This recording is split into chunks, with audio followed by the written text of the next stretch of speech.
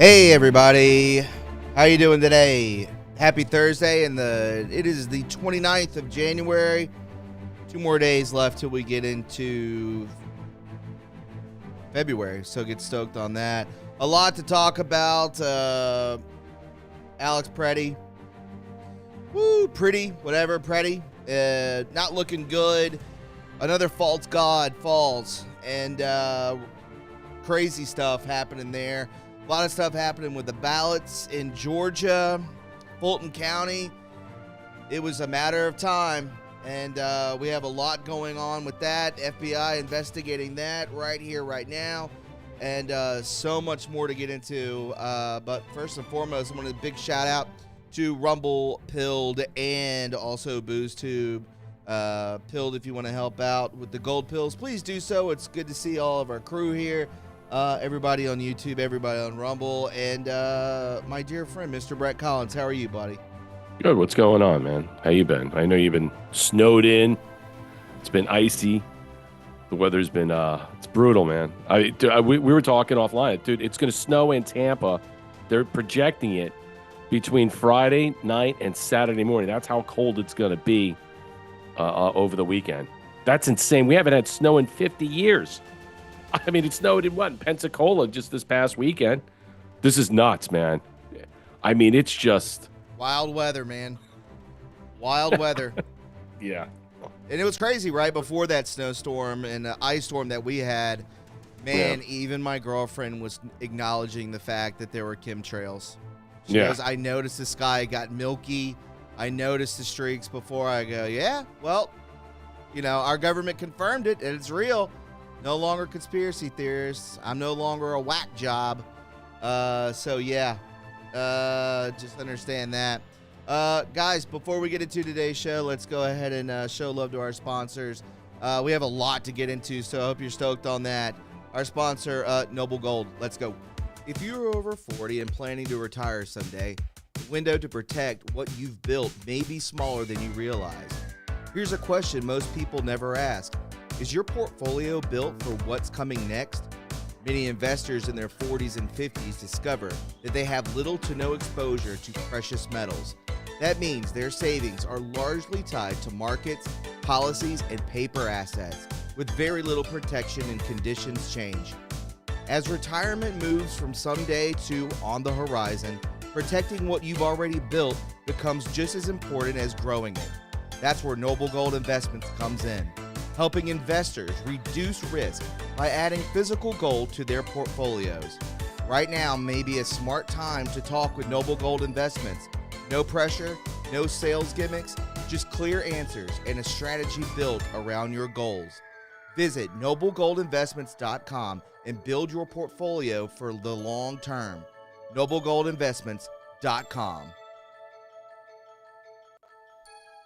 There we go. Again, guys, hit them up, show that love. That would be great. And I'm glad to have them on as a sponsor. I want to do a big shout out though to a person I got a call today from a very close friend, family member's father that I'll just say Mr. Mason passed away. Huge fan of the show. We spoke all the time. This gentleman was in his, I'd probably say, mid-70s. Very close to this family, and yeah, my thoughts and prayers. They do watch this show. Usually, once it airs afterward, they'll watch it, and just a big shout out and to their family. Love and support and prayers for them all around. A great patriot. Believed in the truth, very funny guy, great person, strong family man, and that's a sad situation, and I'm really upset that I got that call today, especially with what's going on with my family. It just seems like it's just piling on from all corners, so just letting you guys know. And that's another thing I wanted to bring up while we're here at the very beginning. A lot of family stuff. Thomas, you're not consistent. I see that all the time. You have no idea what's going on with my father, what's going on with my family. So just please keep that in mind. It is not good. I had to put my father our family did, into a nursing home. He has very bad dementia, and probably won't be around very much longer, which is very sad. I also basically am about to lose my grandmother, so that I'm very, very close to. So yeah, I'm just struggling here with all of this, but let's get into some great news right now. Here we go. Let's just pick it up. As you can see, all right, so I know this came out, I believe, this morning, late last night. So this is Alex Pretti. Really, it's very interesting when we get these videos, whether it's George Droid, whether it's, Renee Good, whether it's this gentleman here, whether it's, it doesn't matter. Whatever these videos that they put out there of people inciting violence, you never get to see 5 minutes, 10 minutes, a few days before of how they were truly acting and what is going on. And that's the propaganda of it. So I'll go ahead and play this. I'm sure you've seen it, but this is the mainstream media's false god truly falling. Take a look. Look at you! Pepper spray, bitch! Fucking insult me, motherfucker! Fucking fuck you guys! Fucking trash! Fucking trash! Okay, so as you can see right there, he spits at an officer, then goes on to double kick the taillight of a patrol, an ICE agent's vehicle, and let's just put that into perspective of if you or me or anyone in this chat did that to a police officer's car, you would be in handcuffs. And I looked this up. This is actually could be potentially 2 felonies that you did this: spitting and then assaulting and beating up on a car. This was days before, Brett. Days before him being taken down and shot. So I'm sure word went around that, hey, listen, this gentleman right here, let's keep an eye on him. This is what he looks like. By the way, has a gun on him. That was in the video. The later video when he was shot had a gun on him. Probably had a gun on him there as well. Who knows? That's allegedly. But again, this is a dangerous person. And, yeah, this isn't some veterans, care person that had the heart of gold and loved many. And this is somebody that you would want to bring home to your daughter. That's not who this person is. He seems like a psychopath. Let's go ahead and get into this. Let's discuss this for a little bit, Brett, when it comes to Alex Pretti.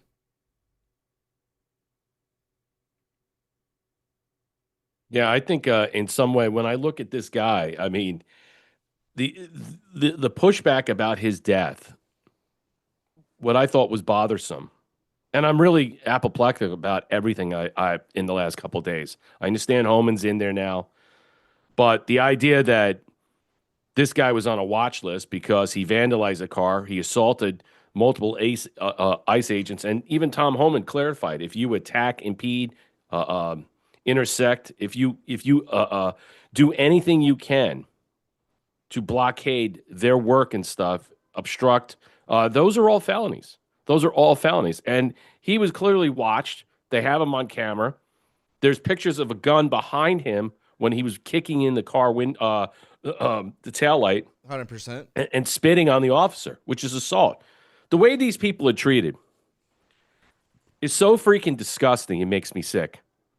And the idea that we had to de-escalate, use that term, I hate that term because that's a surrender.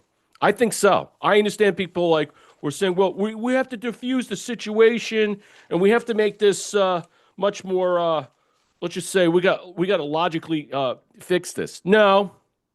Tucker Carlson was right about one thing, that the reason why we're in this situation is because the governor, retard, and Mayor Fry, they're the ones who made sure that the police were not going to be operational there at all. They stood down. They didn't answer 911 calls, and it's disgusting. And so you had 2 people shot because of the fact is they weren't doing their job.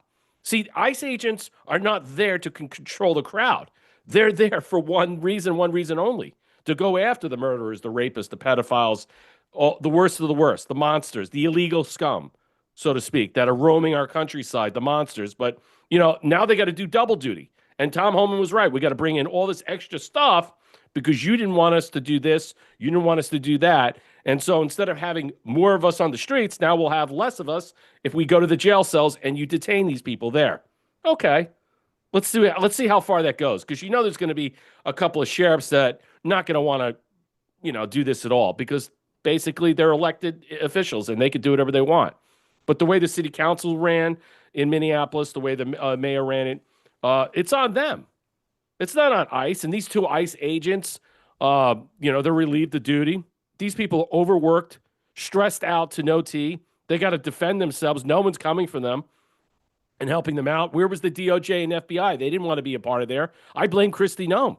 Absolutely. Tucker Carlson's right about that too. She should resign. Okay? She definitely should. Because they should have made sure in some way more troops were coming in there to help them do this. More DHS agents, ATF. The FBI and Justice Department came in after the fact because yesterday they arrested 14 to 20 people, a part of the Palantir thing that Tom Homan talked about, that they're putting in catalogs and repositories for collection of data. And what bothers me, again, I don't mean to interrupt, but is that to do with like the facial recognition? Yeah, everything like into a database. Well, what I have here about that is that if this, and I said this yesterday, if the database, the Palantir story is true, and it is the real deal, the data is creating a repository, a collection of facial recognition, data sharing from the phones, call logs, location services. So they're picking up all the stuff off of Wi-Fi. It will identify, monitor, surveil, pursue, scout, locate, and shadow these insurgents. And apparently, a lot of these people are being tracked and traced with cell phone data and all these different things. So what they're using specifically, we're not going to know. They're not going to tell us. Is that there is some type of technology that they're using out there to wide sweep the whole ground, not just with facial recognition with the cameras, like a kaleidoscope thing. They're doing a variety of different other things as well. License plates, like I said, the call logs, the phones. That's why they were able to find out about the signal chat. And it was good that Cam Higbee was able to put that out. O'Keefe put that out. And it shows that the governor and the mayor were in the chat. They were directly involved. There were state representatives in there. It shows you they're colluding with these people. And these people are not American citizens, as far as I'm concerned. They're not. And so people are like, well, some of them are. I'm like, well, some of them want to dip out, go to Cuba, go to Venezuela. They want to get out of here.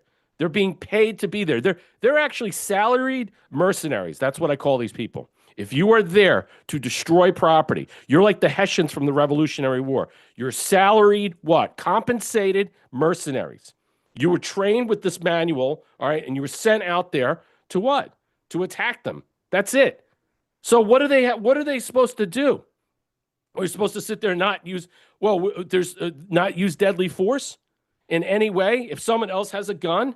First of all, look, the Second Amendment argument about all this, because I'm a big believer in the Second Amendment. You know what? Here's the argument. Until you fix the Second Amendment argument, the Supreme Court with New York, California, Chicago, where I can't bring a gun into the city of those sanctuary state fiefdoms, don't give me and don't lecture me about Minnesota. Because in Minnesota, whether you're licensed or not, or basically you have concealed carry, okay, or not permit, you're not allowed to bring them to rallies or protests. It's part of it expressly says that in their bylaws.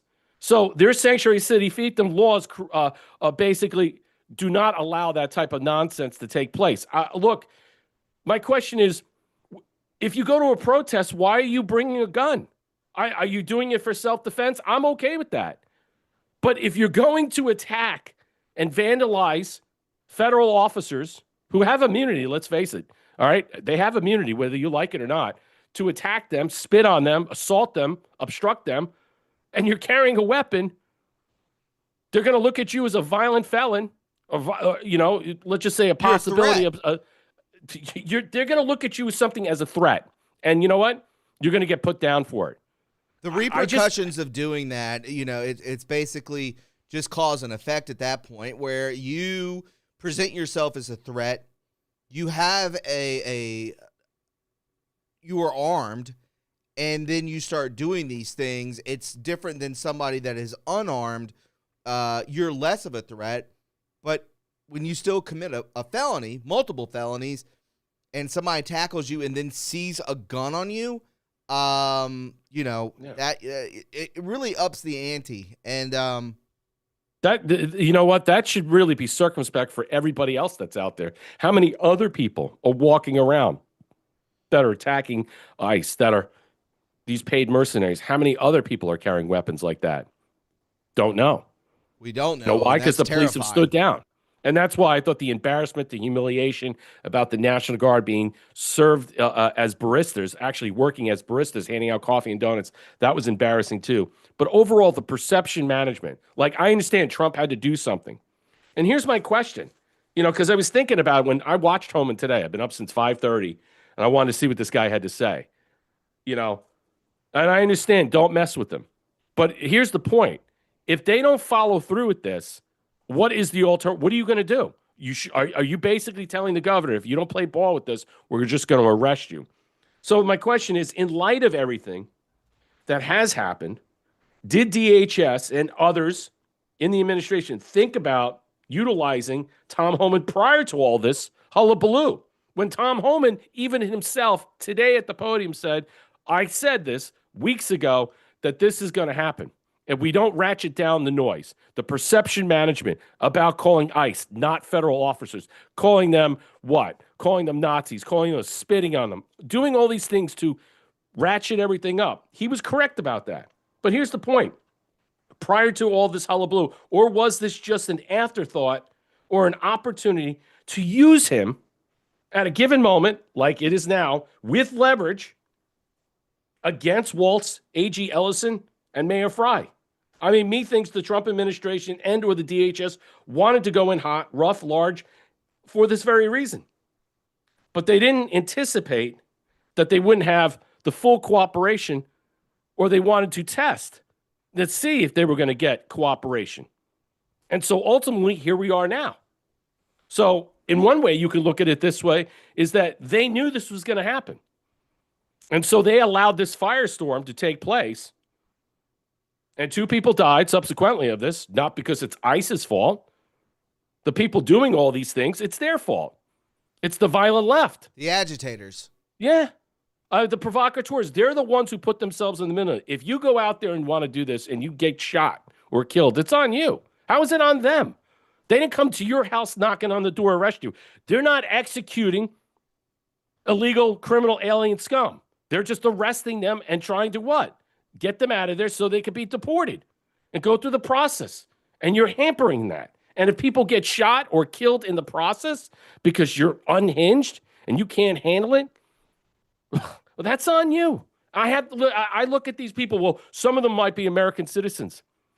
But the question will be, if you're being paid, again, as a hired, salaried mercenary to go out and do these things, I think your citizenship is up for question, especially if the money's coming in from traitorous, seditious actors that want to overthrow this country, communist brown shirts, what have you. Foreign actors that are paying American citizens to be a part of this. When do we talk about losing your citizenship at all? Well, you bring up a good point, because these people, I do believe, and I'm right there with you, if you're being poured or paid for by a foreign adversary, do you really love this country, or do you want to see this country fall? And then there's also, you could say a foreign mercenary or a domestic mercenary paid for by a foreign adversary / you're on psychotropic drugs, you are completely homeless, you are have something going on with you, whether you are, mentally not capable of knowing what you're doing, and there's that side of it too. where, like I see somebody, Casey Snowman saying these zombies, these freaks, as Freddie Colton, our friend on Monday, says, these freaks, these zombies, it's like it's an army of just crazy people. But they're organized. They got they're very organized. They're very organized, and if you were broke and you were being paid thousands of dollars to do this, you'd be organized too. But where is the organization coming in from? You probably have feds mixed in with this too. There's no doubt in my mind about that. That could be orchestrating this as well. That's an on-the-ground scenario where you will have, it's just like Antifa, where you will see the zombies, the freaks, the homeless out there, and then you see everyone else, these pockets of people with black umbrellas and not SWAT gear, but that, what is it called? Like body vests, and they have like shin guards on, and they're dressed in all black, and they're walking around with AR-15s. These people are being paid handsomely, I guarantee you that.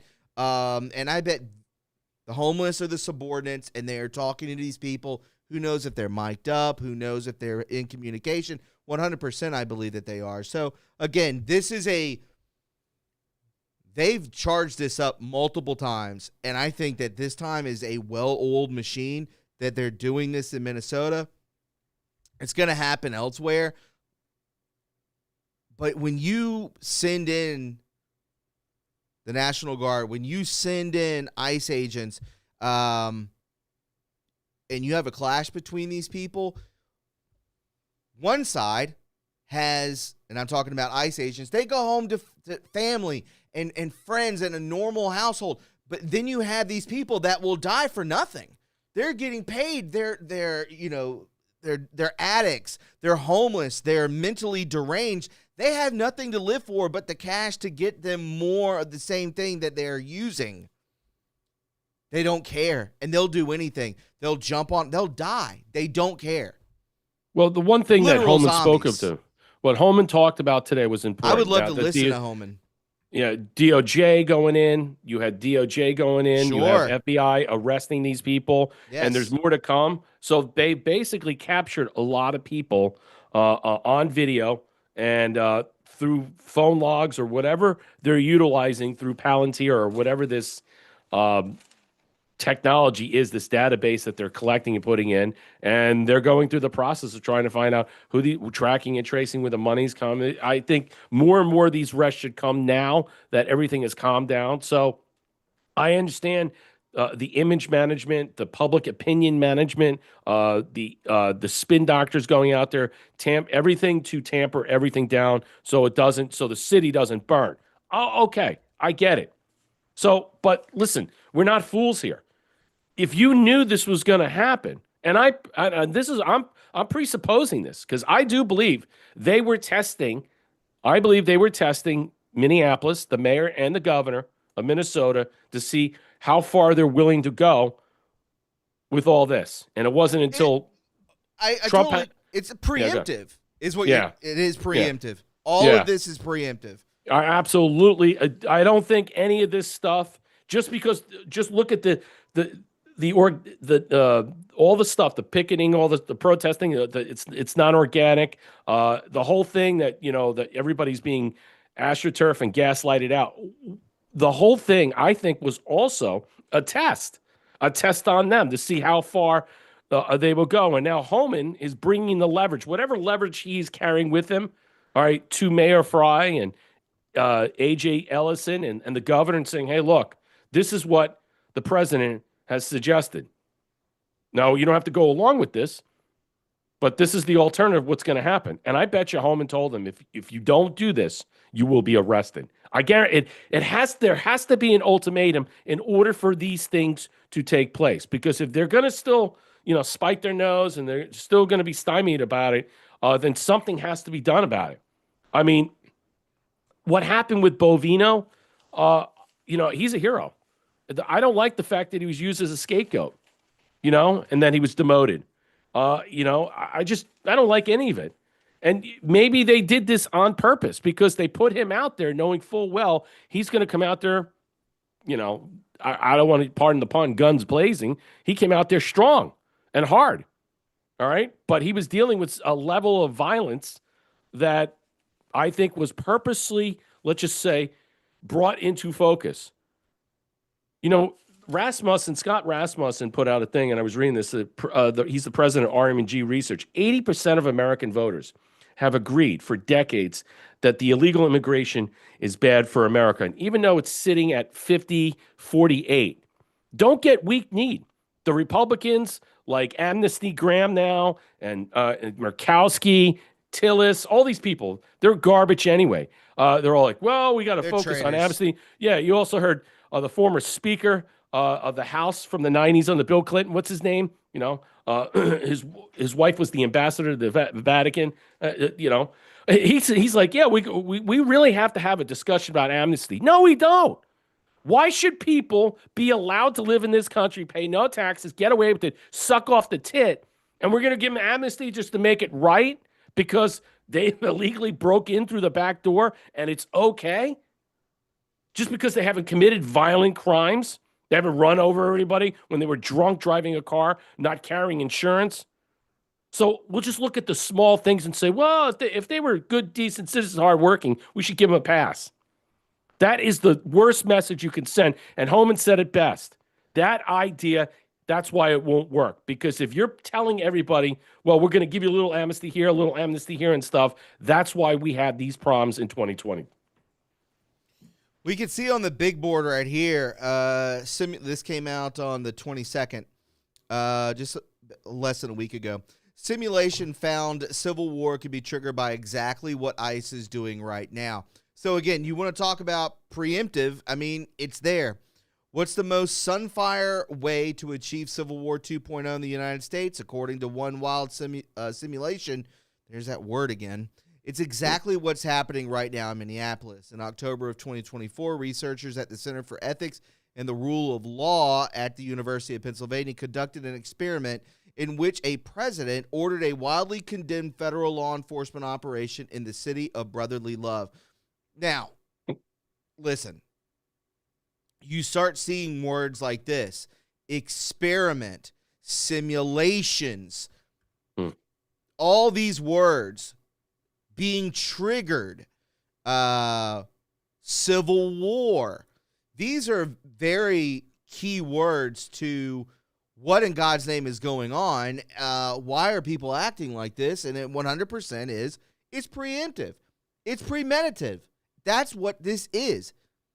And they probably tried this. They looked over this. This is an experimentation on the American population. We're like gerbils. We're like lab rats at this point. How will they react? What will happen?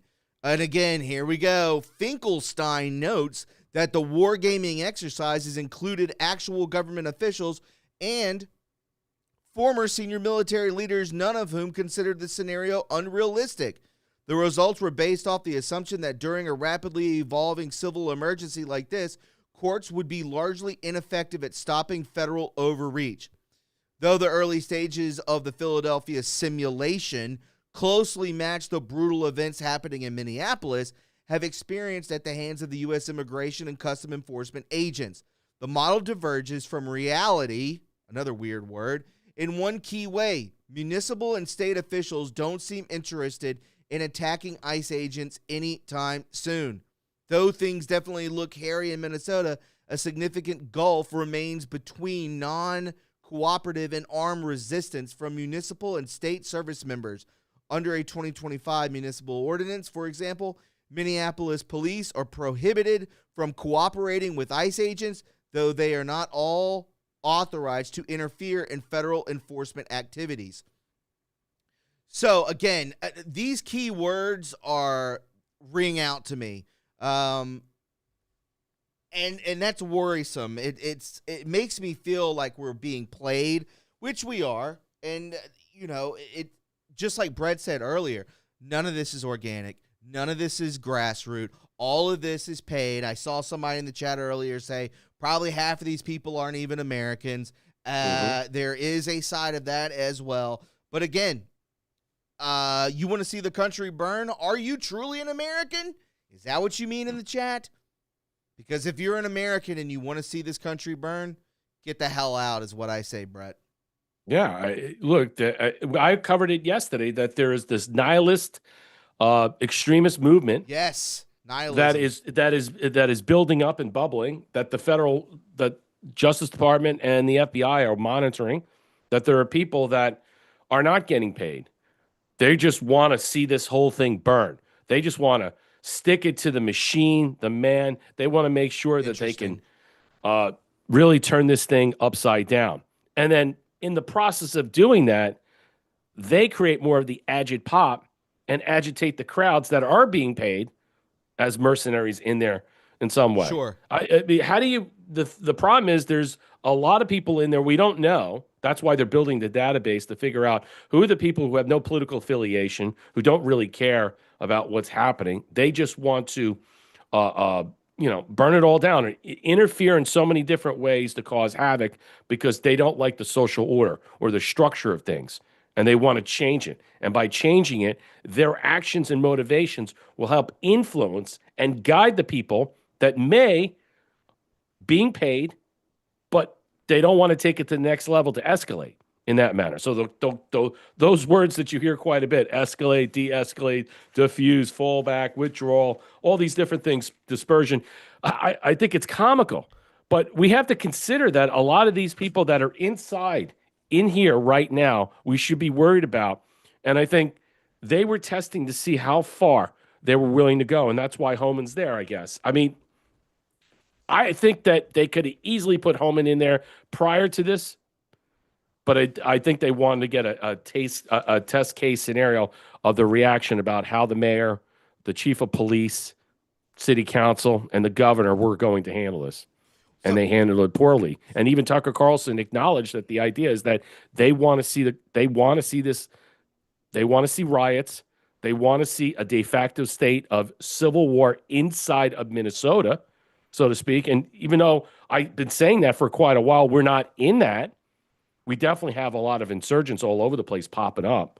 But when you look at the separation of these things, I'm worried about those people, the nihilist people, because those are the people we really have to worry about, because they may just, they just may not care about anything and stick their nose in this stuff and then just change the trajectory of how these things will be inflamed.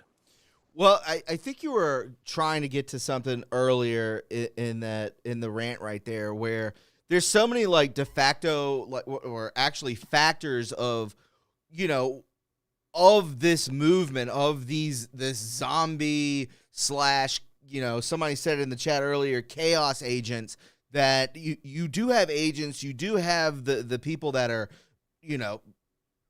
their brains are completely broken, they're complete sheep, or they're just, not lucid. They're just out there. There's just so many factors within all this that they're able, the deep state and these bad actors are able to like activate them all at once and push them in there. But there are so many factors within this group. So if this is going to be a simulation, if this was something that they were trying to quote unquote test out in Minneapolis, where does it go from here? If this is ground zero for this to start, where does this go from here? Is it California? Is it New York? Is it Austin, Texas? Is it Atlanta? Where does this go? Like, is this going to spread? It just seems like it's isolated in Minneapolis right now alone, just to see where we go from here.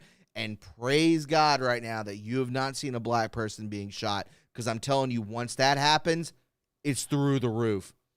It's through the roof. Well, there's another thing, two things. Tucker Carlson pointed out some of his stuff. I go back and watch. I liked the way he was thinking about this. Is that why is this happening in a really white city?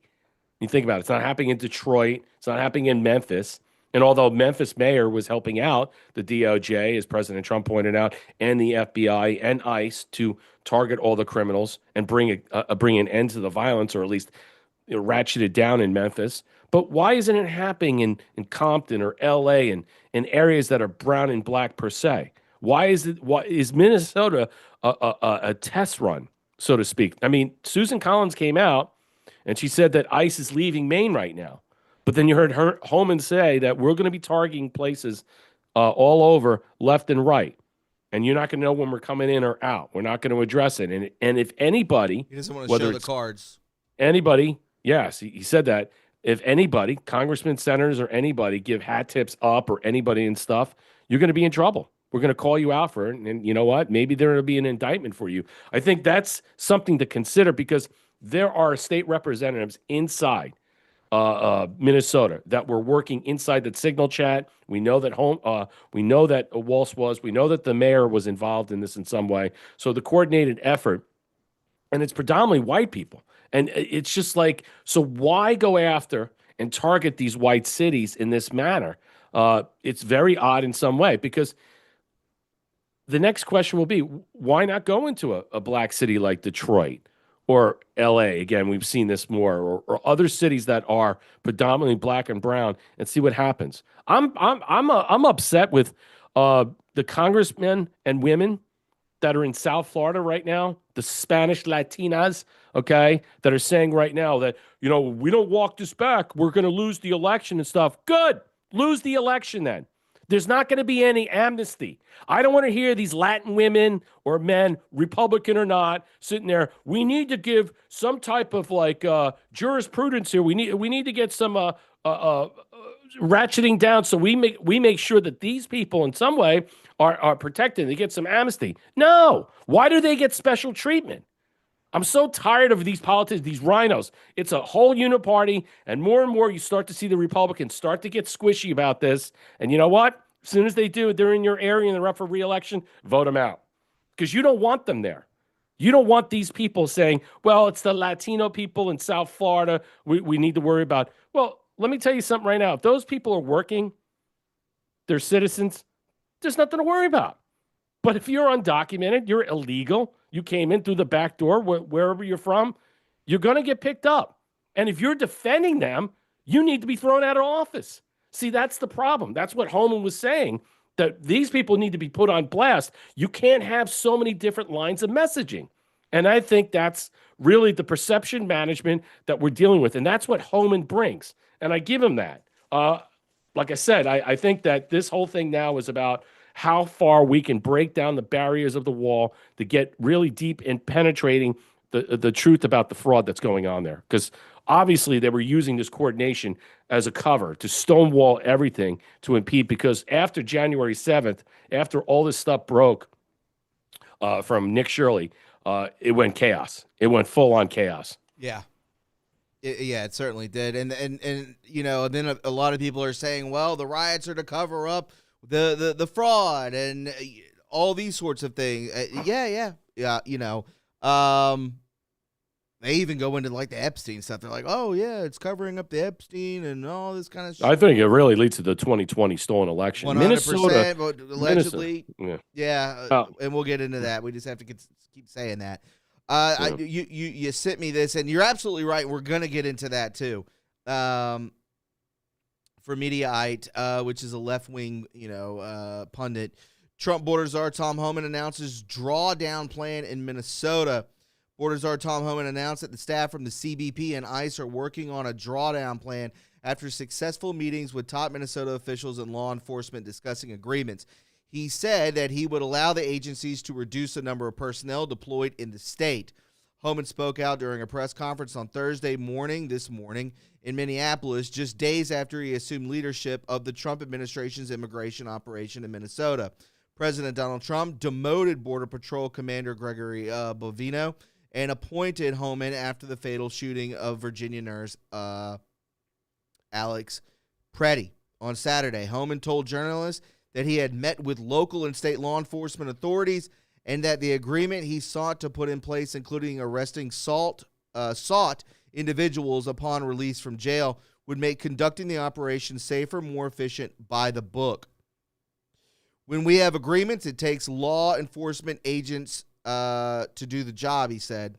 Less law enforcement agents. He continued arguing that hateful rhetoric and attacks on ICE agents had required the agency to send in more personnel. We have to send in security teams behind the arresting teams. What could have been done by one person in the safety of the jail What could have been done by one person in the safety of the jail now? We got 15 to 16 people out there. That was written out there doing.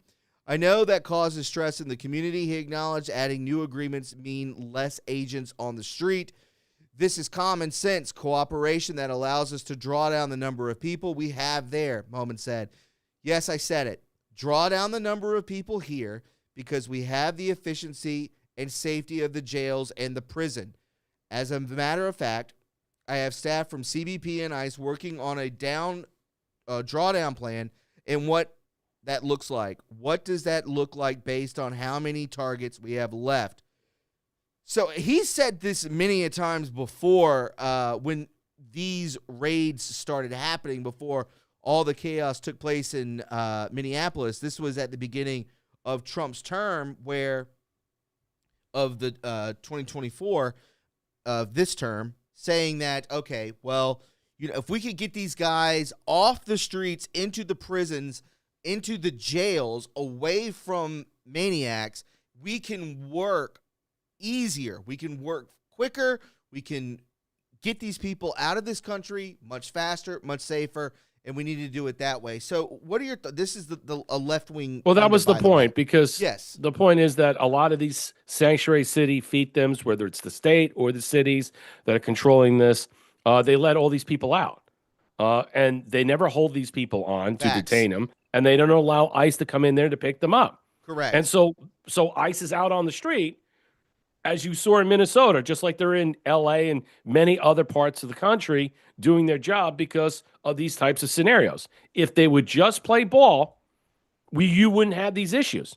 But see, they created this mess so much, this chaos, all right? They wanted to do this. They wanted it so because we're in an election year, and from their optic standpoint, the perception management, they wanted it to look like, look at these Nazis. They wanted to hurt the Trump administration. They wanted to do it to hurt ICE. They wanted to show that to get the public to use their media propagandist arm to control the narrative, to put us in a box and say, look at these fascists, look at these Nazis, look at these monsters, all right? And then gin up more violence, more hate, more vitriol, attack them, okay? Drive in more money, because that's the other focus. And to keep this here plausibly, so we don't really get to the heart of the discussion, which is the distraction, which is the chaos of the protest and the paid mercenaries, which I call them. They're salaried mercenaries.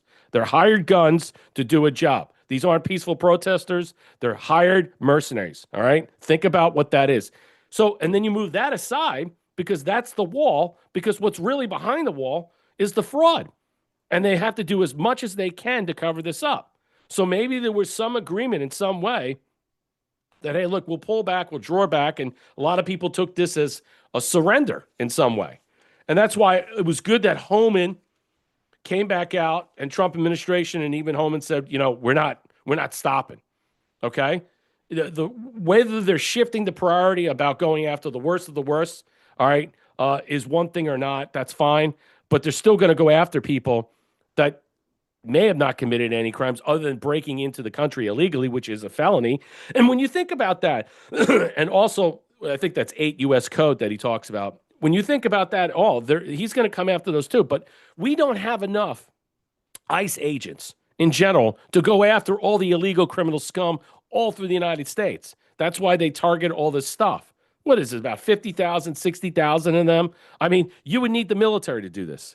I mean, honestly, that's what really going to be. And the reluctance of the DHS to have more people on the ground and stuff, or having the police force being motivated to do this and stuff, and they do this because as a sticking point, they want to make sure that they do it for political reasons. And in some cases, like this mayor and this governor, they wanted to see how far they can take it, and they were hoping the city would burn. They were hoping. But what does it tell you about the sheriff? I mean, honestly, the chief of police, these people all should be arrested. Every single one of them. They don't care about their city. They don't care about their American citizens in there. They care about protecting the Somalis, all the third world scum that are in there. It's terrible. And it's a white community. Yes. Predominantly white. But I mean, I don't understand why you don't see this level of targeted vicious violence when they go into Detroit or other cities that, as Tucker said, it's a good point that are brown and black, and you don't see this chaos. What does that tell you? The brown and black community that are of legal citizenship, American, native, natural born, okay, don't want to have any part of this. They don't. They don't. And you're right. Unless someone gets popped that's of a certain color, that it's an American citizen, like, annoy the Floyd, so to speak, that's when everything ratchets up. But see, in this case, nobody was parading around. And as much as they tried to AI cover this guy and make this guy pretty good looking in some way, they failed. They failed. Joe Rogan called it out on his show yesterday. He showed how they did it to him too. And it showed everything they used AI. That was an AI picture when they had the gun down to his head like that. Right. The officer that was holding him didn't even have a head. It was AI. I think I got 4,000 views by saying he's an everything bagel that got toasted. Oh, that was beautiful. And people and it absolutely, that's the truth. That's the bottom line. And again, why are you out there 1, 2, 3 o'clock in the morning? You're out there all these different hours with kids and shields and stuff. None of these people are who they are. But he was an ICU nurse. That's what he was. Well, he was fired or let go. Apparently, he had some issues there. He was stealing data. I covered that. He was stealing data. There was some things about him. Sounds like an agent to me. What was he stealing data for there? I think there's a whole backstory that a lot of people are missing about what he was doing and who he was working with. The criminal. And I think he used that. It could have been just a cover in some way, if you think about it. Could have been. I don't know if the woke virus got to him. I think he was already. Look, it takes a lot for you to really turn this some way. So I think he was already, unhinged to begin with. But whether someone was whispering in his ear, chatting in his ear to get him all sized up, I think he had other motivations or ulterior motives, so to speak. Yeah, I think so too. Yeah. He was fired for abusing. Mm-hmm. Wow. But they hold him up as a golden god. That's what they do. The lamb, they hold him up. Well, it's the Second Amendment thing. That's the problem. They want to bring this in and intersect this in. And look, their own Minneapolis law provisions in their sanctuary says you cannot have, a concealed carry or a non-concealed carry permit in a protest. You can't carry a gun doing these protests. It's actually in their charters. All right. They just passed those laws. Go look it up. I was looking up what Minnesota has and cannot. And actually certain people were saying that, no, they can't. The question is, was he a resident of Minnesota? That's the question you should be asking.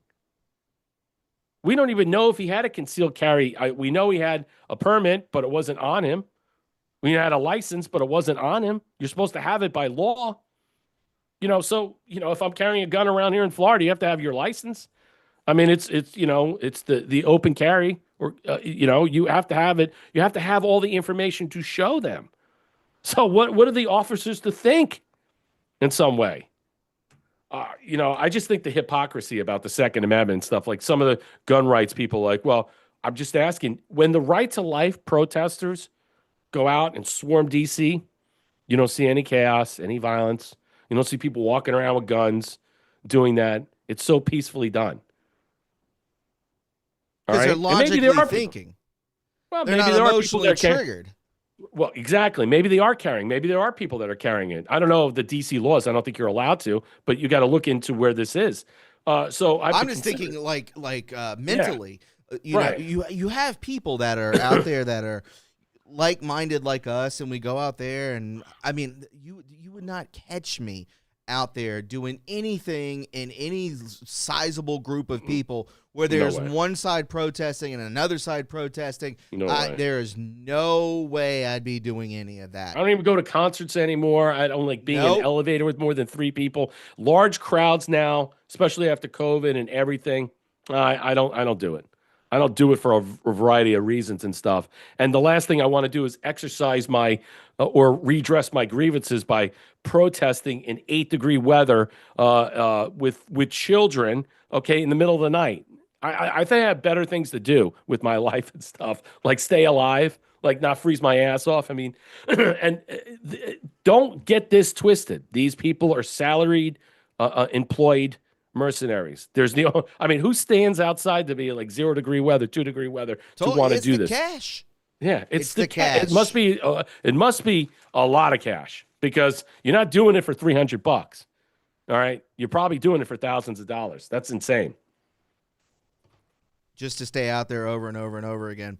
Yeah. Let's go ahead and get into this. It says here, ICE officers in Minnesota just received new orders explicitly telling them do not communicate or engage with agitators during operations. The only communication should be officers issuing commands. The internal guidance says engaging with protesters serves no purpose other than inflaming the situation, and that, in quote, no one is going to convince the other. And I totally agree with that. That came out this morning. Yeah, it's just like when you get into a group of people, you're at a restaurant, you're at a bar, you're at a ball game, wherever it may be, you're with a group of friends, and then, you don't know some of those friends, and then you start yapping. And then the craziness within these liberals or far left people, it comes out like, and somebody said it in the chat earlier, like a demon. It's like a demon goes into them, and they're like, they just lose their mind. They're not thinking logical. They're thinking emotionally. They're off their rocker. They can become violent. They can. How many of these people are drunk or on drugs that are operating in this manner? I mean, they show up to your work. They try to get you fired. They do all sorts of things. That's the left for you. Hell, it's. But how do you avoid this? I mean, how are these? I don't know how you avoid this. I mean, this is retarded in some way. You have to have the patience of. So they're in your face, and what if you're doing your job, and so you can't push them out of the way? How are you going to avoid them? I mean, so if the police are doing their job, making sure that these agitators are outside the purview, within their personal space while they're doing their job, okay, that's fine. But if there's nobody there, and there's a bunch of them there going to a targeted run to take down a criminal in some illegal alien, whatever, and these people get in their way, block the cars, like that's what they do. They block the cars. That's the whole thing with the Renee No Good. They try to run you over. So how do you not disengage from that? That's what I don't understand. See, I'm a little confused about where the fallout is on this, or the fallback of this is. I understand it's for the protection of ICE agents and also for the community, but there are hostile forces on the ground that are not going to, in some way, want to draw down because you're drawing down. I mean, I'll give you an example. Like the First Lady, she had a beautiful, eloquent speech. She was on Fox News the other day. She calls for unity. And I was saying, this is a wonderful thing. I mean, it's great. I love the fact that she's doing it. It's a great idea. It's fantastical. But concurrently, the administration has created a foothold of the embedded mercenaries. The administration has created a temporary pause and a void that allows a foothold of the embedded mercenaries who parade around as fake citizens to continue on with the never-ending reign of intimidation, interference, and intrusion. And if only the far left paid mercenaries would agree to this unity, well, then everything would be fine. But the idea that we can have unity with people that are paid physically to be there, to assault, to attack, to disrupt, to afflict, to bring down a reign of terror in every way. And then there are other people that are just the nihilists. They just want to see it all burn. How do you speak to them in a call of unity? See, Tucker was wrong with the idea, even though there are people who want the Civil War. I don't want that. I've been using the term because we are in this right now. It's inside of our country. We don't know how deep it goes, how far it goes, how entranced it is. But seriously, 2 million people gotaways, as Tom Homan said, Well, those 2 million people got away could be that argument of paid mercenaries of the Hessians that are here to what? Help the far left bring us down. That's what I'm concerned about. And hence, I use the term de facto state of civil war, because until you bring down the media propaganda, you shut it down, EBS it, shut it all down. The perception management or the information war that will continue on, the operation will just keep going full blast and then be painting everybody as a fascist and a Nazi as they continue to do. Well, yeah, you're right on that as well. Again, you have to understand that somebody was saying earlier, where was that at? Saying that these people are being paid off, whatever it may be, and it being paid off shows that you have a price, and there's no price that you can give to me that I'm going to say I'm going to go do this. Somebody said that in the chat as well. It's just like saying, like, what would you do for $1 million? Would you do this for $1 million? No. Like, no, you're not putting a price on my head to show my worth, my value. My value is priceless. There is nothing that is going to persuade me to go in an opposite direction of my morals, my faith, anything like that. This is just how sad these people truly are, and it's on both sides too. That is a deep thing to think about, where for $2 million, would you do this? Would you sign a rocket that we're going to send into Palestine? Would you do that? Would you do that, Nikki Haley? You signed away your soul in some way, shape, or form when you do stuff like that. Here's $2,000. Go out there and try and kill an ICE officer. Okay. Yeah, no. It's unbelievably crazy. Trusty Turnip says, but Thomas, these people are soulless. And I know. That's what I'm saying. Once you do that, you literally have no moral. You have no self-worth. You're just saying, okay, well, just give me money. I'll do whatever. What is pathetic. It's very low-toned and sad. Just disgusting to me. I would never do anything like that. Ever. I don't care how broke I was. If somebody said, here's $10 million to do this, I wouldn't do it. I'm not doing that. I feel like that just goes against my morals, my faith, everything else, my personality. Mass deportations. Americans want illegals out, but they're saying that ICE is going too far. After repeatedly vowing to launch the largest deportation operation in American history, President Donald Trump won 77 million voters and reclaimed the White House in 2024. His victory suggested that the American people want him to remove the millions of illegal immigrants let in through President Joe Biden's open border. And he began that task immediately, something one might call democracy in action.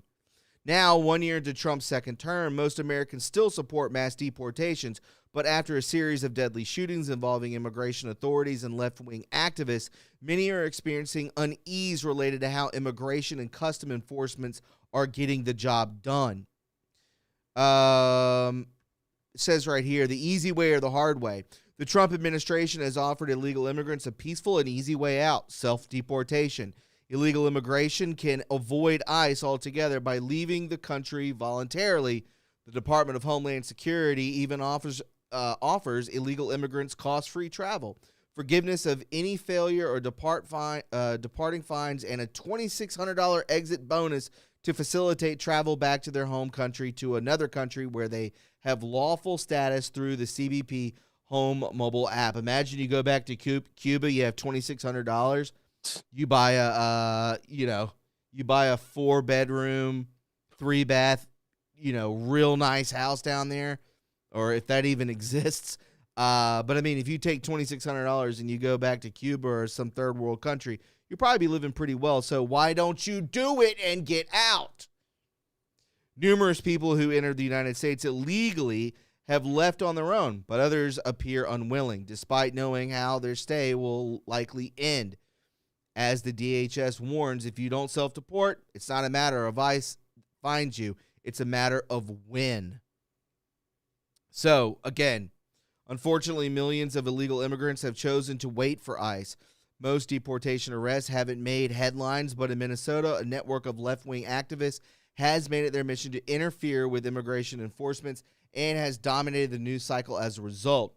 They blow whistles to disorient agents, throw objects at federal vehicles, and physically insert themselves into active arrests, causing chaos and confusion. Then those same activists play the victim when things escalate. God. Has ICE truly gone too far, or are the left-wing activists deliberately creating dangerous situations and then blaming law enforcement when things go awry? So, again, this is basically what happens when you are a bitch. If you grew up in a public school, if you grew up in the 80s and the 90s, and then you pointed the finger, or you were a snitch, or you were a whiny baby, all these sorts of things. If you did that, he did this, teacher, you didn't give us homework. Those sorts of people are doing those things. Those people you hated in high school, these loser nerds. And there's nothing wrong about being nerdy. Don't get me wrong. But I'm just saying, when you're one of these loser nerds that are like, ugh, he said something wrong to me. That's all their mindset is. I'm going to be the victim. Could you even imagine a grown-ass man, people like that, man. Tom. I was thinking it the whole time I was saying it. I was acting it out.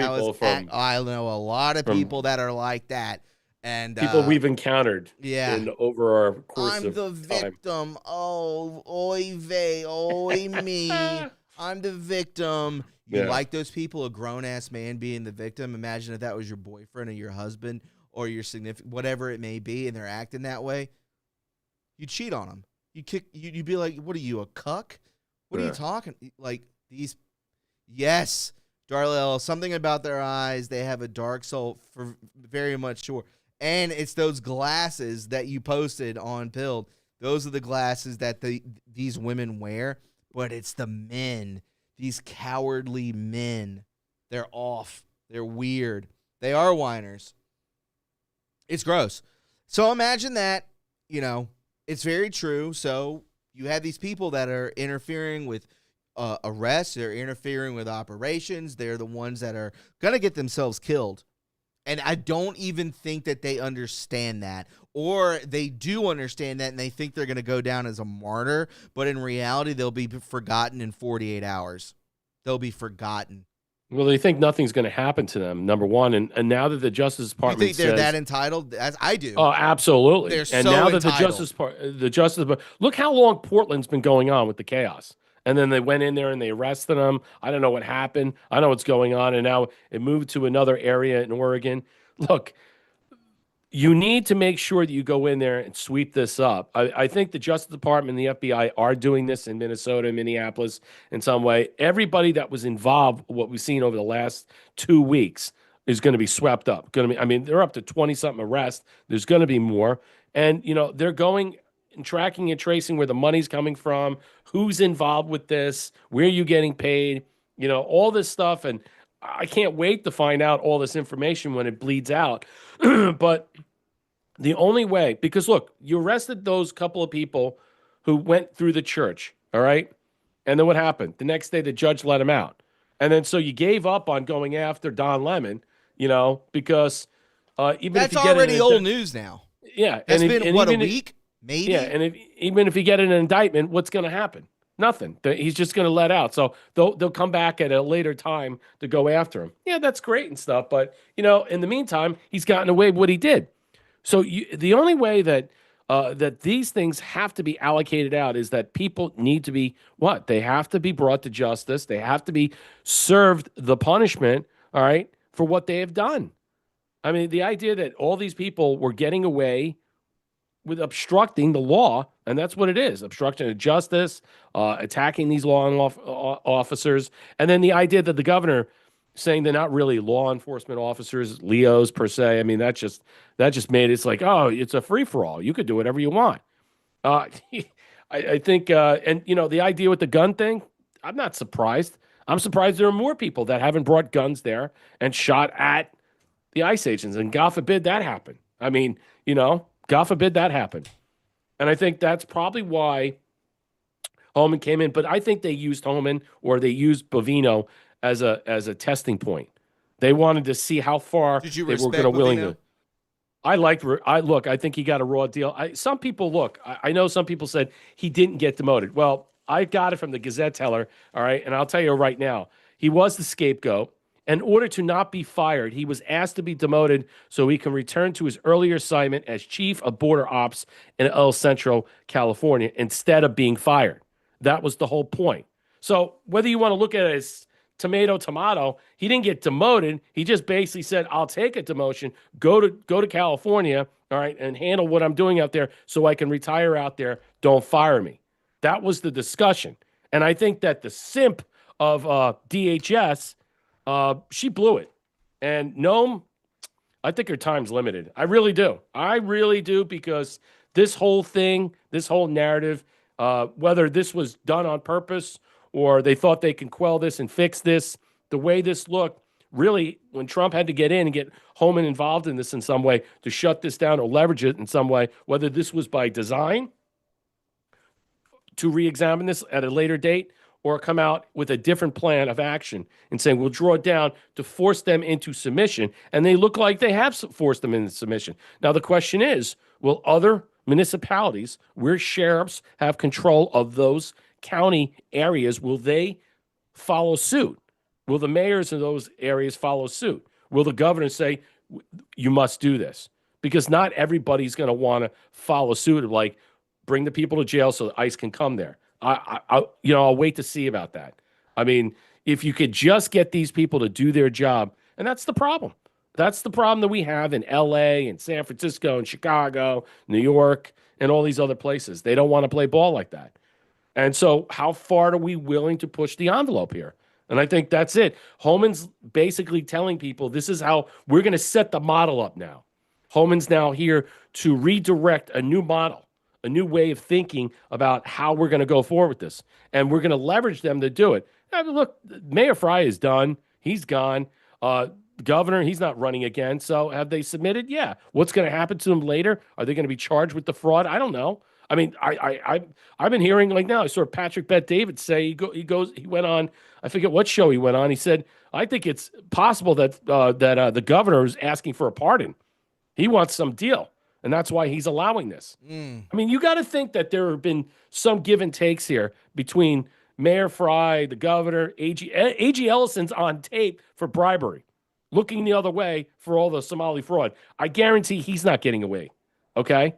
So what's going to happen to these people ultimately in the end as we see it? I mean, a lot of people got to be held accountable, right? I mean, isn't that the whole terminology, accountable? They just can't just submit, walk away, and then nothing happens to them. I mean, who's going to be held accountable for all this money? You know, I do have a number on, somebody says on Rumble Indigo 1177. Someone said in the Craigslist ad that they were offering $12,000 a week to these to hire these mercenaries. Oh wow, 12,000 a week. Oh my God, that's insane. Yeah, that's insane. And I'm sure people took it. I'm sure people took it. You know, figured why not? Let me play this for you really quick, man. This is 12,000. But let me get to some thank yous really quick. I want to say thank you to Lucy Rosepetal for the cookie, Hogleg71 with the cookie, and can, and cookie, and can. Thank you so much. Zach from Tennessee with the can. Good to see you, fellas. Hope all is well after the storm. It is. We're about to get another one, Zach. I think you know. Time to prepare for the coming storm in the midterms.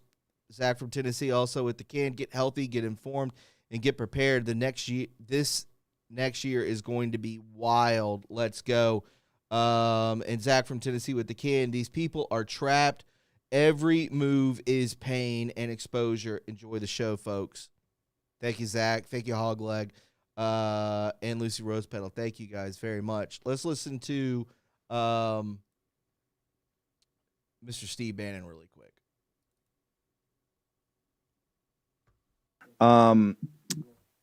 We're packed today, but there is going to be a cabinet meeting at 11 o'clock. We're going to cut to the cabinet meeting. The president's going to, I think, say Times, best question of the day in this press conference about, are you going to go after the people that are really at back of putting these riots on? And Tom Homan goes, just stand by. You're going to have some big announcements and some accountability. Best question of the day. Governments of Mexico, the Chinese Communist Party, and other globalist elites that are in the back paying for all this. Tom Homan did say to Ben Bergquam, the great Ben Bergquam asked the best question of the day in this press conference about, are you going to go after the people that are really at back of putting these riots on? And Tom Homan goes, just stand by. You're going to have some big announcements and some accountability. I do want to say, because they're trying to surround MAGA and the Trump move, everything from media to entertainment, sports, all of it. The Bruce Springsteen. Bruce, he's been whining. He's such a blue collar guy. He's whining about Trump now for the last 10 years. He's put out a new song, The Streets of Minneapolis. Now, it took the crack War Room production team and our Denver Rav partners to really put some great video on this. But let's go ahead and play a little bit of this. Oh, it's the Lord. Got you, Garland, Dr. Jan Johnston, who I think's in the car heading down to the location. Also, Jason Frazier. A huge day for you guys. 5-6 years of effort to do this. The nation thanks you. The hard work. Caroline Jeffords, all these tough Georgians. You had every opportunity to blink, and you guys did not. You were relentless about this. It led to that. Led to the FBI raid and the getting of hopefully all the material that Cleta laid out in the document, right, in the search warrant. Sally, any update? First off, how does it feel after all those years of fighting and being mocked and ridiculed and sued and all that? How's it feel this morning? Well, Steve, it's kind of surreal. It's like it's just a good feeling to know that the FBI was there, that they were following procedures. Apparently, even the Shay Alexander, the clerk of the Fulton Superior Court, said that they were documenting everything. I know that the Democrat narrative that came out last night was that, they didn't know, what was going to be happening. But the clerk, Shay Alexander, made it clear that everything was being properly documented.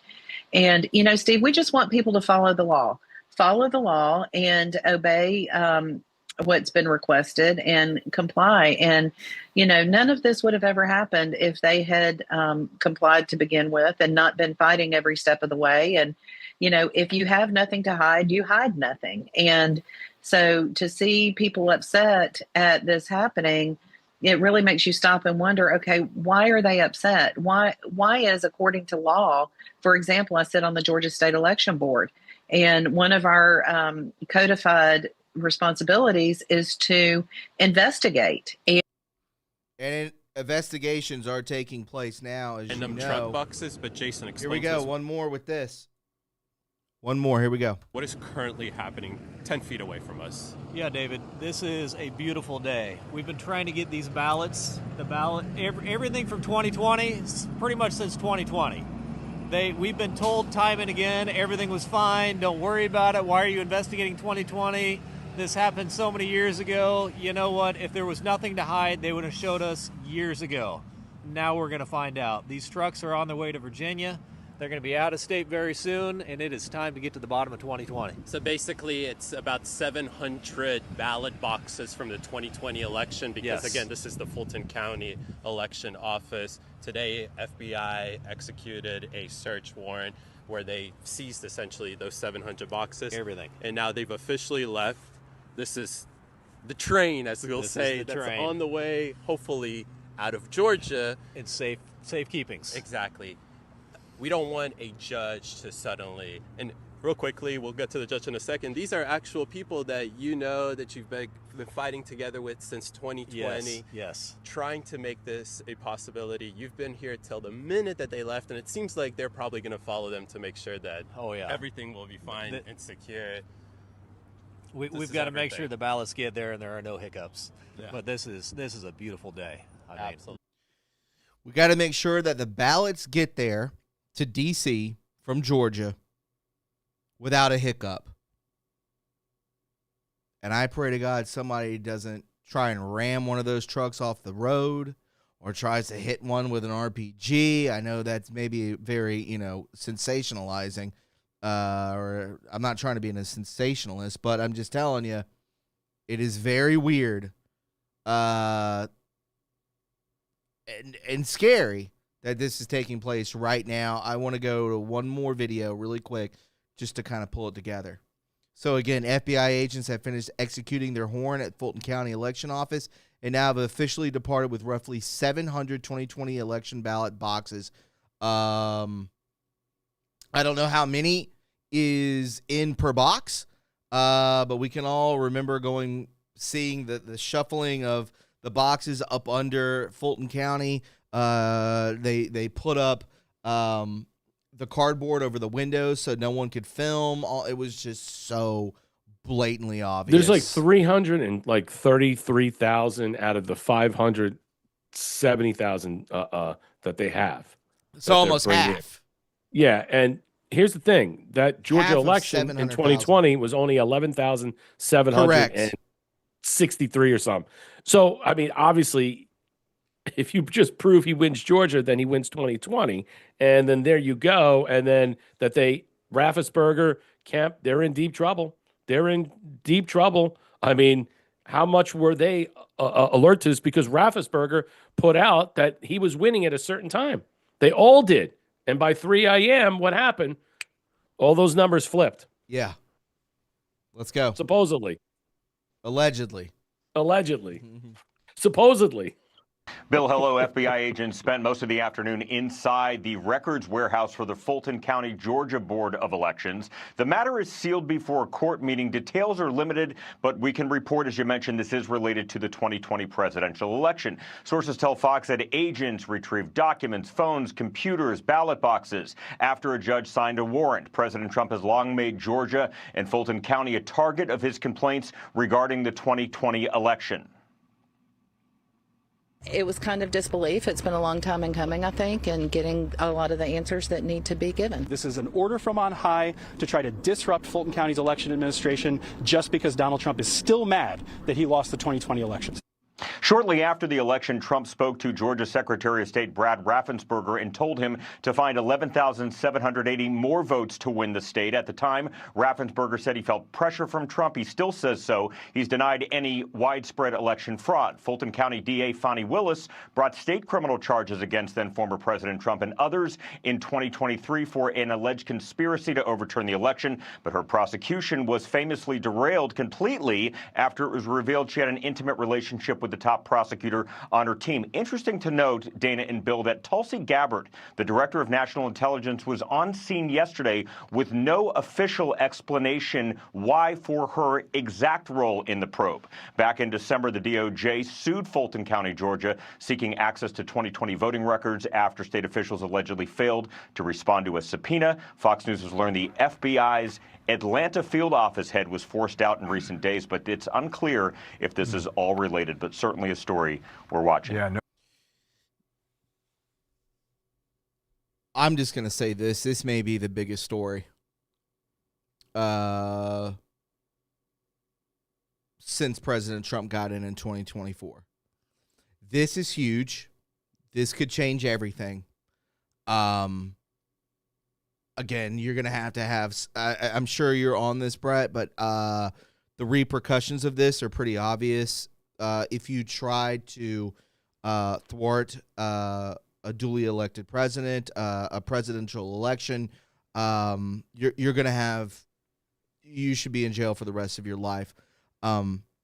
This is basically putting your foot on the gas, on the accelerator, and say, listen, if you're not going to work with me, Fulton County, if you're not going to work with me, Georgia, if no one's going to work with me, I'm going to go in there and I'm going to do it myself. I swear to you, and I've said this forever, I believe that they gave them the 2020 election just for something like this to happen. To set them up, set up the whole time, and then allow this to happen. Go in. What is it? Like a strong, I think it's called strong arm robbery. That's when you go in and you don't even have a weapon. You just go in and do it. And this is what this feels like. This is putting the accelerator to the ground and saying, I'll do it on my own. Send in the FBI. Take out 300,000 plus. All he needs is 11,000. Can you even imagine that? Mm-hmm. And then it overturns the 2020 election if it's proven.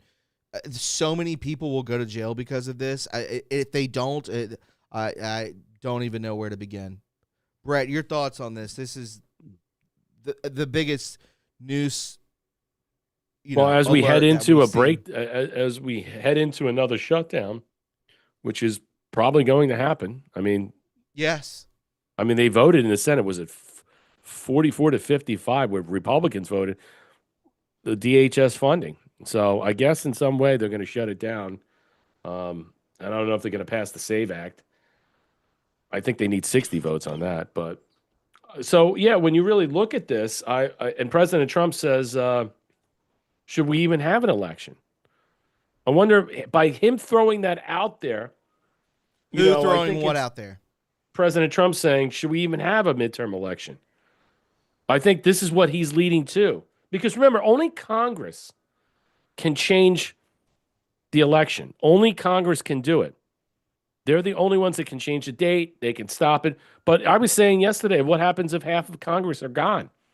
You know what I'm saying? Half these people are indicted, arrested. Who's left to do this? I mean, will the people demand that we not have a midterm election if this comes to pass, to fruition, that there's provable evidence just with Georgia alone that the election was stolen, could have saved us trillions of dollars, money that went, a war in Ukraine, all this craziness that took place, all the illegals coming in the country.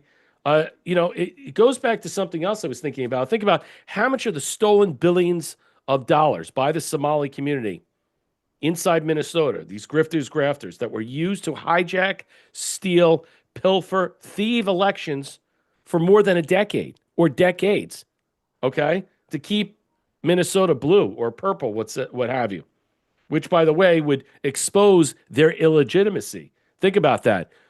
Governor Retard may not be the governor because he was what? He was installed there. He won an election fraudulently. How many terms? 2 terms? You can make the argument about the mayor. So you could say this, the illegitimacy, the spuriousness, and completely spiral the state into an abject failure of chaos, propelling us into a more conspicuous oversight into the midterms, or perhaps doing the unthinkable. The unthinkable is only Congress can shut down or prevent. And we've had wars, civil war, what have you. There's been no time in history it's done that in some way. But we might have to revisit this because people are going to have, how do you have people knowing full well that this is going to be uncovered before the midterms? Well, it has to how be. Are you? Yes. So how are you going? So once this is exposed, and whether there are people that are going to die, fall on their sword or not, or believe this is going to be true, regardless, because there are going to be people that say, I still don't buy it, even though there's legitimate evidence to put this out. When does the Supreme Court come in there? What's going to happen with the Supreme Court? What is going to do? What is it going to take? Everything's going to change in some way? If it is, all right, who are the people that are responsible inside of Georgia? Are those people going to be held accountable? I mean, Raffensperger, the governor, are any of these people going to be held accountable for what has been done? Who is going to be held accountable? That's the key. Who's going to be persecuted? Who's going to be prosecuted? Who are we going to go after? And there might be a debate saying, hey, maybe we need to audit all the states from 2020. Minnesota, let's start looking at that. Let's start looking at all the states, all right? All the 7 or 8 states, okay? Arizona, especially. You can look at North Carolina. You can look at New Mexico, Colorado. Go through the list of all the states in some way and check Pennsylvania. All these states that flipped during that time period in 2020 and see how closely related were. But it only takes 1 or 2 states to change everything. But this is a good way of, I think, basically showing people once and for all that the election was stolen, because you see CNN, MSNBC, they're unhinged. They're going after Trump. He just won't get over it. He won't get over it and stuff. And now that they're proved, okay, what happens to them? The media, you have to consider, they're part of the propaganda. They helped steal the election, allegedly. They were invested in doing this. They sold the narrative. Remember, he was up by 3 a.m. And then thereafter that, what happened? The narrative started to change. You had Hammer and Scorecard. You had all the stuff from Italian satellites or something of that nature. Serbia. You had Venezuela. How many countries participated in help stealing and overturning this election? Allegedly. You have to consider that. Not just inside the country, outside the country. What are we going to do about that? But I think first, trying to expose this to finally get the people ready, geared up. And what's going to be the fallout? Are people going to riot? Are people going to be angry? There's going to be think about all the January 6ers that went to jail, okay? That would have not went to jail, lost their business, their lives, their livelihood. Yeah, I mean, it affects everything. You think that, like I said, the Somali fraud, you don't think that impacts the election of 2020? Of course it does. How much of that money went to subverting that election in that state to keep the governor, the mayor, the senators, all these people involved? And it's not just that state. There are many other states. Look at Arizona with Katie Hobbs, with the AG of Arizona, with the Secretary of State. How about Colorado? That's another good example. So I think the overarching discussion, the predicate here that you have to consider is that once Georgia is exposed, all the other states will fall with it. And then, we need to see people being arrested. I mean, that's just the bottom line. I think the idea is that we're slow walking ourselves off a cliff, so to speak, or at least a lot of people are, because once this comes out and it's been proven, it's solid, the Supreme Court gets involved or something, I don't know how this is going to pan out in some way. People are going to lose their shit. They are. They're going to lose their mind. What? Okay, so my question to you is... They'll riot. I understand. My question to you is, if all he needed was how many votes to win that election, it would have just been Georgia. So, again, let's just think that there were, I don't know how many votes Trump lost by. 11,766, I think it was. I think that's the number. He went specifically there. He didn't go anywhere else. No. So I think he has inside knowledge for sure. Go there. Go there. This is where we'll get the job done. This is where that we can expose it, show that 2020, allegedly as of right now, was not accurate. What happens with 2020? What happens with, is this a third term? Well, that's my point. You would have to present this stuff to the Supreme Court. You would go to the Supreme Court. Now, the Supreme Court may already have this done. The Lloyd Brunson case, does that come into play now? Because the Lloyd Brunson case, you think about that. That senators, everyone. All those people, because if the election was proven stolen, we could prove it. That Lloyd Brunson case basically eviscerates the 365 people, including Kamala and Joe Biden, vacate them out, void them out completely. They can never run again. And then what happens? Then our own Congress, whoever's left from 2020 that's still there, whether in the Senate or the House, that participated in the steal, so to speak, and the cover-up, who violated their oaths, didn't adjourn, allowed January 6th to happen, did not redress the grievances that Hawley and Cruz put up of 100 different people. And they just basically went forward with this stuff, gave Pence his gold coin, and then that's it, game over. And that's what happened. But so many overarching discussions that it falls into, it seeps into, not just the Ukraine war, January 6th, how many people that were indicted because of all these fake electors, all these different things, all the stuff President Trump, with the FBI coming to his house August 8th, 2022, all the things. You go back to the 51 intelligence officers that basically said that the laptop was Russian disinfo, the Hunter Biden laptop. All those people, got to go to jail. All those people got to go to jail. All those people were part of the cover-up. All right, using those people in some way. Why do you think DNI Gabbard is there? She's there because look, you can make the argument in some way. They're investigating how much the CIA was involved with the cover-up. How much was She's the to CIA? be trusted. She was there for a reason. Yeah. Well, you know what? When you basically destroyed her after she ran for president, and you put her on a watch list where she couldn't fly on a plane, you know what I'm saying? You put her on a TSA checkpoint to block her from flying on a plane and stuff, and she's a United States congressperson, a lieutenant colonel in the Air Force. Yes. You get what you sow. You reap what you sow on this. Payback's a bitch. Karma's a bitch in this matter. And they probably shouldn't have done the things they did to her that they did to other people. And so she's there in that position to make sure this doesn't happen. And I think they're going to find a lot of different avenues. How much of our government was involved in helping with the theft of our election, too? It's not just the external forces. It's the internal with the NSA, the CIA, the DOD. Think about that. You got COVID. Don't forget about COVID. Everybody forgets about it. Utilizing COVID, okay? Think about what COVID did and how that basically supplanted everything. By 2020, we were in there, and by 2021, there you go. Everything changed. So there were so many things. Zach from Tennessee says military holds down the government until a snap election and swearing in can take place. Clean slate. A snap. So what is he saying? He's saying that Zach, a snap election.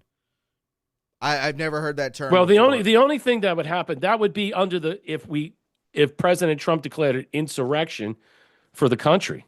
You know what I'm saying? Not individual states or certain states per se. But, you know, if he declared martial law in some way because of this and he'd have to shut it down, yeah, well, then there you go. Then you don't have an election. Well, we had a civil war. We had World War I, World War II. But this is different because how many people that were inside the Congress at that time that participated with the steal? That's what you got to think about. That's the Lloyd Brunson case. When does that when does that card play? You know, it's still in the conference. People are like, well, it's never going to reach it. Look, you know how many things that go to a conference in the Supreme Court get kicked out immediately? All right, this thing's been sitting there for a while. I bet you it's already been reviewed. Let me read It's just a matter of time that it's going to be redressed. Yep. President Trump's legal team exposing the 2020 election at the Georgia State Farm Arena, pulling suitcases full of alleged fraudulent ballots from under tables after the election center was shut down, running the same stacks of ballots over and over and over all throughout the night until Biden was ahead, stealing the election from President Trump. This is exactly why the FBI raided the election center today in Fulton County, Atlanta, Georgia. This is only the beginning. Prosecutions are coming. That is from the Skiff, and that was re-truth by President Trump. Don't forget the media, because they're the ones who reported on this water line. Yes, they did. The water line that broke in Georgia that caused this whole mess to take place, that shut down the ballots in one particular area, and all the stuff, all the chaos that ensued after that, where people could not vote in some way. So they shut it down. And then by a certain time, President Trump was up. They switched the ballots. They changed everything. The media has to play a huge role in this. And there's a lot of people that were towing this line, selling this line, propagating this line. They all have to be accountable, held to account, and, you know, pulled off the air. I mean, you know, I think it is coming. I do believe that. There's no doubt about it. We haven't reached this far, this pinnacle, to say at one time you wake up. This is massive. That there's no media on. Everything's shut off. An EB system comes on, and you start to hear all this stuff. I mean, I look forward to that day. I think it's possible. I mean, you know, anything is these days. But I mean, especially with the election and how serious and how interconnected, intertwined that everything is regarding the 2020 election. Think about how many things are so interconnected with it. It's unbelievable. There's so much money. Yeah. You have wars, like you were saying, wars. Trillions of dollars. Trillions of dollars. All tied into this, which is absolutely insane. So again, I don't know where this goes. This is absolutely massive that this happened. I hope that those ballots got back to D.C. Again, I think that this was 100% pre-planned when it comes to perfect timing. Perfect timing when you had the Minnesota thing going. How As do a you diversion. know? Yeah. Oh my God. As a divertisement. I never even thought of that. Wow. Think about it. This was a deflection, as everybody was saying, or a divergence, because what had taken place with Minnesota and Tom Homan coming on, and then what happened yesterday? They're at Georgia Fulton County loading up the trucks with the FBI. All DNI. the news is focused on that. Everything. Yep. Yeah. And then what do? They pull a rug pull. They're over there. Straight rug pull. And no one, and now it's breaking. It's more covered and stuff. People are still focused on Minnesota. Minnesota's over now. In so many different prospects, it's over. I think the whole thing is, here's your shiny object. It was perfectly used to deflect about the real intention and stuff. Everything else is just noise. So, I mean, I think Minnesota will ratchet it down. Everything will start ratcheting it down. We'll start focusing on that. Now people are going to start asking a lot more serious questions. You saw MSNBC, the people on there freaking out. Get over yourself. You lost. They can't handle it. They're all freaking out because they know once Georgia is proven to be what it was, stolen, look out, allegedly, look out, what's going to take place. Holy hell's coming. And all these people, they're all going to get pulled off the air because they were all part of this. They all propagated a narrative that was not true. And they continue to sell that lie all the time. So long, View. All right. Well, guys, I mean, I think that's a good thing to end on. I want to say thank you out there to our good friend Zach from Tennessee dropping the back-to-back-to-back cans. Paulie, thank you for the ship. Minneapolis has 20 big corporation headquarters there. It's not just government. No. And I agree with you on that. Thank you for the donation, the big-time donation, then came back with another ship. Thank you so much. I appreciate that, Paulie. Killing it. Thank you for joining us, Zach from Tennessee. I read that post. Thank you so much for the back-to-back cans. And the third can, Ingersoll Lockwood, the last president. That's the model. I love it. Let me go ahead and release the gold pills, and I just want to thank everybody for tuning in. I hope you enjoyed yourselves. I really mean that. We hit 5,000. Thanks to Paulie and everybody else that helped out. Let me release the gold pills. We love you guys very much, and we thank you all for hanging out and tuning in. Everybody on YouTube, on Rumble, and on Pilled, thank you guys very much. And yes. Brett, thanks for coming on, buddy. I appreciate it. I'll have my son this weekend, and we'll be back Monday. Boneless Chicken, thank you for the can at the buzzer. Appreciate that. Thanks, Boneless Chicken. Brett, I hope you have a good weekend, man. You can find his show tomorrow at 7:30. That is the We Are Rise show on X, on Pilled, on YouTube, and on Rumble. So follow him. Most of everyone who follows me follows you. You probably have more followers than me now. So let's I doubt that. Let's show some love, show support for our good friend, and our buddy Freddie will be back here Monday. And be safe out there. Snowstorm and all. Snowing in Tampa this weekend. They're projecting snow in Tampa this weekend, first time in 50 years. That's how cold it's going to be. What the hell? I don't know if I even have fucking gloves, man. What? I don't think I have gloves, man. Oh my God. Guys, take care, and just know in the end, God wins. We'll talk to you soon. Peace. Take care.